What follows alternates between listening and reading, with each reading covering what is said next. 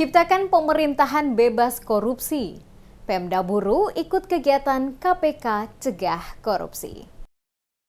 Ciptakan pemerintahan yang bebas dari korupsi. Pemerintah Kabupaten Buru mengikuti kegiatan observasi calon percontohan kabupaten kota anti korupsi yang dilaksanakan oleh KPK. Penjabat Bupati Buru Syarif Hidayat mengatakan, gelar kegiatan observasi calon percontohan kabupaten kota anti korupsi yang diselenggarakan oleh KPK ini merupakan salah satu bentuk nyata dari komitmen pemerintah daerah untuk memastikan bahwa upaya pemberantasan korupsi berjalan dengan baik. Melalui observasi ini akan dilihat bagaimana tata kelola pemerintahan di Kabupaten Buru telah berjalan. Mengevaluasi sejauh mana langkah-langkah pencegahan dan pemberantasan korupsi telah dilaksanakan, serta mengidentifikasi area-area yang masih memerlukan perbaikan. Untuk itu, selaku pemerintah daerah, Syarif Hidayat menyambut baik kegiatan ini dan berharap dapat menjadi momentum untuk introspeksi dan memperbaiki apa yang masih perlu diperbaiki pada seluruh instansi pemerintah daerah yang ada di Kabupaten Buru.